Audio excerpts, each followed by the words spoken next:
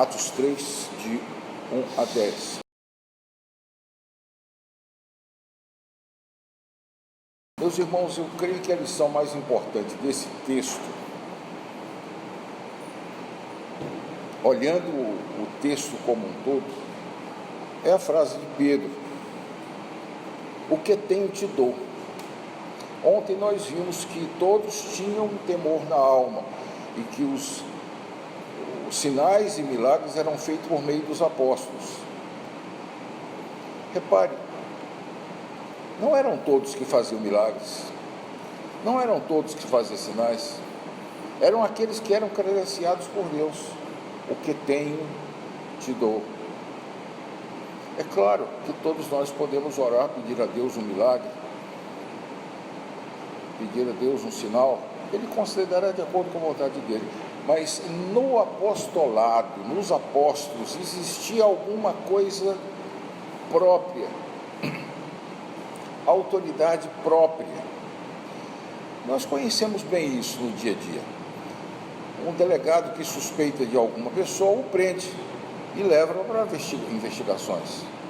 Você, como cidadão comum, pode ou prender uma pessoa dependendo do flagrante, mas você não tem autoridade de prender alguém. Essa autoridade reside nas pessoas a quem foi delegada. É o caso dos apóstolos. Os milagres e sinais eram isso. Do meu modo de ver, esse é o mais importante do texto. Entretanto, nesse texto começa um assunto aqui que, em matéria de teologia do culto, geralmente eu expando ao máximo. Aqui começa um problema sério, que é a diferença entre o culto do Velho Testamento e o culto novo. O que Pedro e João estavam fazendo às 3 horas da tarde no templo para orar?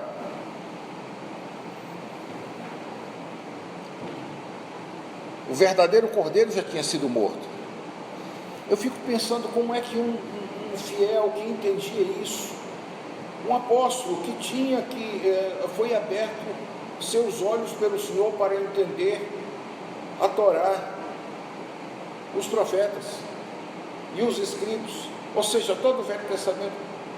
O que passava na cabeça dele quando ele via aquilo acontecer no templo, sabendo que o verdadeiro já tinha acontecido, que aquilo era apenas uma sombra do que havia de vir, e que aquilo não significava mais nada? Por que eles... Talvez a gente possa responder que, devido à falta de espaço grande em Jerusalém para mais de 3.000 pessoas, eles tinham que usar o pórtico de Salomão. Mas aqui nós temos 2 apóstolos do Senhor observando a hora 9ª da oração no templo. Todos do passado observavam. Todos os judeus observavam, Daniel observava. Mas os apóstolos demoraram a discernir os novos tempos. Tanto é que eu tenho firme comigo, até hoje não consegui encontrar alguém que me demovesse dessa opinião. Espero que sim, ser demovido, se for o caso. Eu tenho a impressão que a primeira reação que aconteceu na igreja foi exatamente essa, de repudiar tudo aquilo e dizer: isso é apenas um símbolo, isso é apenas mais ou menos como nós temos as correntes batistas pentecostais hoje. Isso, a Santa Ceia, o partir do pão e as orações, não, isso aí é só um símbolo, é para nós rememorarmos o Senhor. É como hoje nós diríamos, tirar uma foto do bolso e dizer: isso é minha esposa. Pegar o pão e dizer: isso é meu corpo. Extremamente simbólico. Eu tenho a impressão que essa foi a primeira reação. Por quê?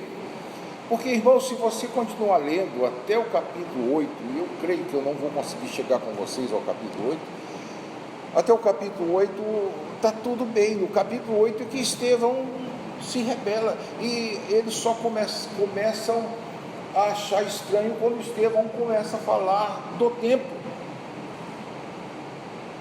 E o contexto é falar mal do templo. Estevão foi apedrejado por judeus, mas a igreja se calou. a igreja fugiu, especialmente porque logo depois de Estevão houve perseguição. A primeira grande perseguição foi essa. Os apóstolos, até os apóstolos, não conseguiam discernir. Eles guardavam o sábado e, por via das dúvidas, guardavam o domingo também, porque foi o dia que o Senhor Jesus ressuscitou. A primeira das grandes heresias surgidas na igreja foram os judaizantes, que diziam o seguinte: você quer ser cristão? Torne-se judeu primeiro, seja circuncidado, siga a lei de Moisés, aí depois você pode ser recebido na igreja. Foi a briga que Paulo comprou. Por causa desse assunto, João Marcos deixa Paulo. Certamente foi por isso.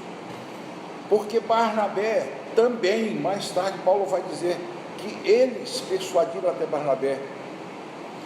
E um pouco depois, Paulo vai repreender Pedro publicamente, na presença de todos.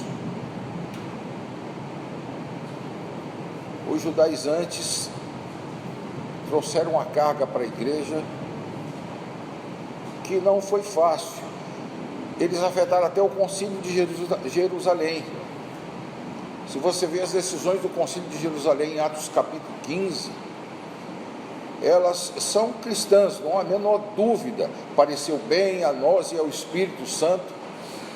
Entretanto, eles ainda mantêm um certo respeito pelos judeus no que concerne a comidas, determinados tipos de dietas e a relações não, em graus de parentesco não permitidas pela lei de Moisés. Aquilo é que é relações sexuais ilícitas.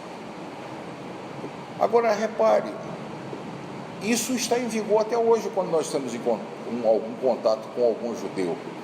É o máximo que ele pode cobrar de nós. Mas ao contrário, nós vemos o Evangelho chegar, por exemplo, no procônsul Sérgio Paulo. E um homem que nunca tinha escutado falar de judaísmo nem nada, de repente é convertido e Paulo recebe como cristão. A influência dele é tão grande que o ex-Saulo passa a usar um dos seus nomes, Paulo. E logo após, Marcos abandona a equipe. Meus irmãos, eles demoraram a se libertar do ranço do judaísmo. Como nós, protestantes brasileiros, mantemos ainda um ranço do catolicismo na nossa vida. Na língua, no falar, no portar, no escrúpulo, em certas coisas, nós ainda temos esse ranço.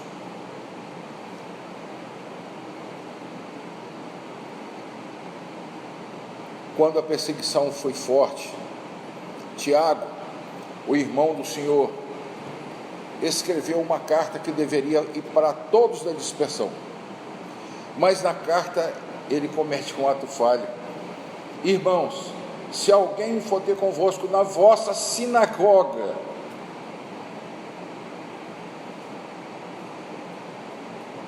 o advogado que foi contratado para acusar Paulo, no capítulo 24 de Atos,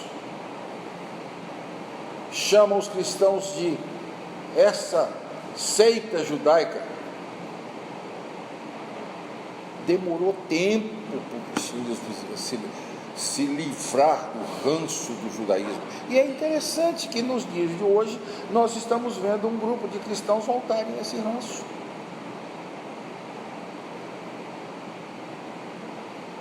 Meus irmãos, isso pode servir para nós em nosso ministério? Não há dúvida que sim. Não há dúvida que sim. Aqui nós vemos o problema a que uma igreja está sujeita, dependendo da sua localização ou dependendo do seu relacionamento com outros.